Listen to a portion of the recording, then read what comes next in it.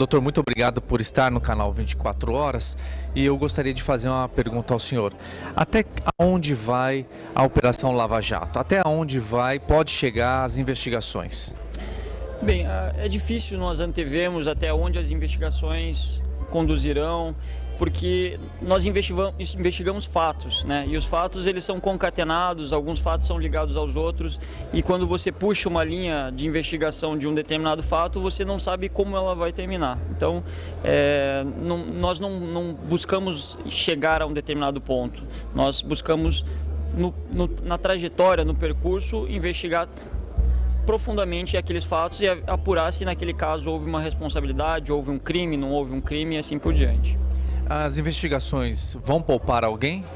Não, as investigações elas não têm por objeto poupar ou crucificar ninguém. As investigações têm por objeto pura e simplesmente esclarecer fatos criminosos e levar à justiça aqueles que os praticaram, para que tenham lá uma resposta do ordenamento jurídico pelos crimes que praticaram ou, em não sendo comprovado esses crimes, que os fatos sejam arquivados e assim se siga, né? A corrupção no Brasil estima um furo no caixa de 200 bilhões de reais. O senhor me confirma esse número? E a pergunta que eu quero encartar em cima disso é: corrupção é uma prática comum?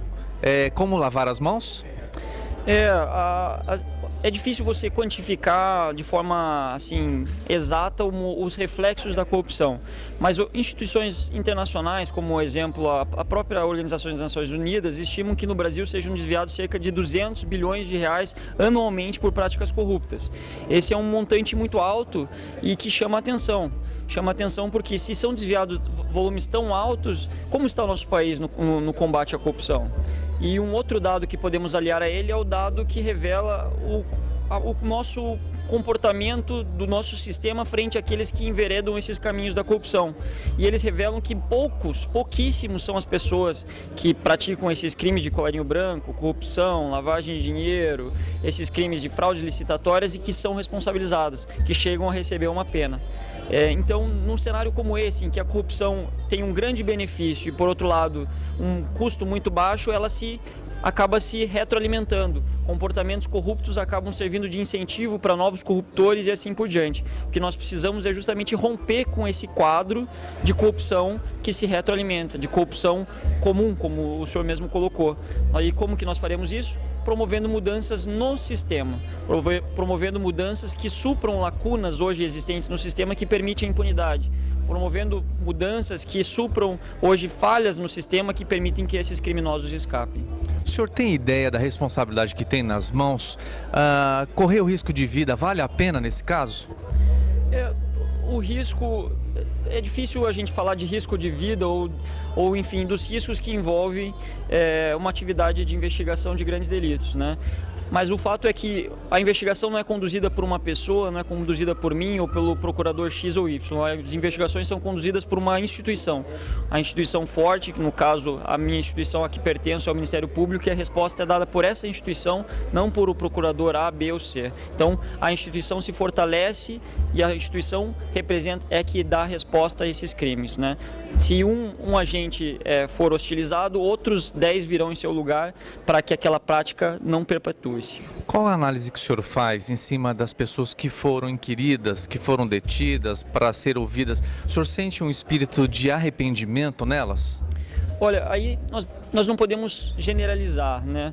Temos categorias de pessoas que, com o passar do tempo e vendo as provas que pendem sobre elas resolvem adotar um novo caminho, resolvem cessar com um histórico de corrupções sistemáticas e resolvem, por exemplo, firmar um acordo de colaboração com as autoridades públicas, com o Ministério Público, para não só confessar todos os crimes que praticaram, como também trazer provas para que aquelas outras pessoas que praticaram com elas esses delitos também possam ser responsabilizadas. Por outro lado, existem pessoas criminosos que simplesmente negam a realidade, que negam coisas óbvias, que negam provas contundentes que indicam práticas ilícitas que eles praticaram. Esses optam por uma postura adversarial, uma postura que será resolvida perante o judiciário, com o exercício da ampla defesa, até que se tenha uma sentença julgada, né? Doutor, existe uma fragilidade na legislação brasileira, o senhor há de convir nisso. Com essa fragilidade, toda essa operação, todo esse trabalho, todo esse risco, não pode acabar em pizza? O que a gente pode reverter dentro da legislação a tempo de que isso não acabe na praia? As alterações legislativas que buscam corrigir essas falhas nos sistemas, elas não se destinam a uma operação A, B ou C. Essas alterações, elas se destinam a mudar o sistema como um todo, de modo a tornar ele mais eficiente. É difícil a gente falar de modo geral sobre qual vai ser o desfecho de grandes operações ou de pequenas operações ou de casos concretos, né? O que nós sabemos é que hoje existe, infelizmente no Brasil, um histórico de um processo que permite, infelizmente, a impunidade, de um processo que existem falhas, existem mecanismos, subterfúgios que fazem com que ele se arraste por 10, 15, 20 anos até que se tenha uma prescrição, por exemplo, ou de subterfúgios que permitem que grandes processos, grandes investigações robustas com diversas provas sejam anuladas por nulidades, por pequenas falhas, às vezes insignificantes, né? E o que vocês têm feito para poder corrigir isso? Ciente disso e verificando que a população encontra-se desgastada, cansada de assistir grandes casos de corrupção culminarem, como o senhor mesmo disse, em pizza, nós chegamos a propor, o Ministério Público submeteu à população brasileira o projeto das 10 medidas contra a impunidade e a corrupção. Essas 10 medidas são medidas pontuais, nada corporativas, que visam justamente a corrigir essas falhas do sistema. São medidas que buscam tornar o sistema mais forte, não só no âmbito preventivo, para que novas condutas corruptas não aconteçam, para que a população se eduque, tome consciência dos efeitos danosos da corrupção, como também para tornar o sistema mais eficiente no processamento e punição desses crimes. E além disso, ainda, num terceiro e último viés, proporcionar mais eficiência na recuperação do dinheiro desviado com essas práticas corruptas, naqueles 200 bilhões anuais que são revertidos para os bolsos de corruptores e corrompidos todo ano, ao invés de servirem a investimentos em saúde, em educação, em segurança pública, investimentos que são tão caros a nós brasileiros e dos quais muitos sentimos faltas. O senhor deve estar falando de alterações de algumas medidas, da implantação de algumas medidas. Seria uma coleta de assinaturas e como que o cidadão pode ter acesso a isso e endossar esse documento? Isso, são justamente as 10 medidas, as chamadas 10 medidas contra a corrupção e impunidade que foram gestadas dentro do Ministério Público Federal, do Ministério Público Brasileiro, como uma solução desse problema. O que nós vimos é que a população toda estava indignada com a corrupção, mas infelizmente ela estava indignada, manifestava isso nas manifestações de rua, por exemplo, mas não tinha demandas específicas a fazer.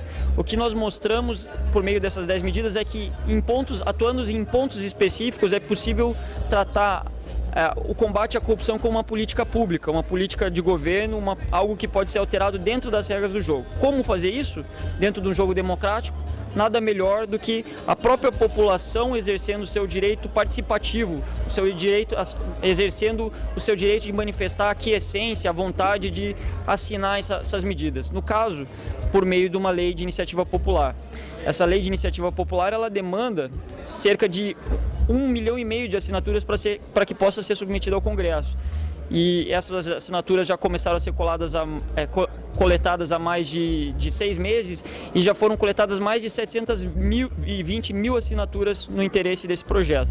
Nós acreditamos que em pouco tempo teremos o número de assinaturas necessárias, 1% do eleitorado nacional, e que esse projeto passará a tramitar em nossas casas legislativas. Onde que a gente pode, até o canal 24 Horas, pode divulgar isso? Pela internet ele consegue acessar isso? Isso, essa é a grande vantagem de uma lei de iniciativa popular. Ela é muito simples para que você possa participar de uma lei como essa. Basta o cidadão acessar o site das 10 medidas contra a corrupção, 10 medidas, ele é um site que vai aparecer no primeiro resultado do site de busca, e lá, ao abrir essa página, aparece um banner. No banner existe uma ficha de assinatura. Essa ficha de assinatura, ela pode ser feito download dessa ficha de assinatura e ela pode ser impressa e coletadas as assinaturas dos seus familiares, das pessoas que vivem no seu bairro, das pessoas que trabalham contigo, coletadas as assinaturas e encaminhadas ao Ministério Público, onde elas estão sendo reunidas,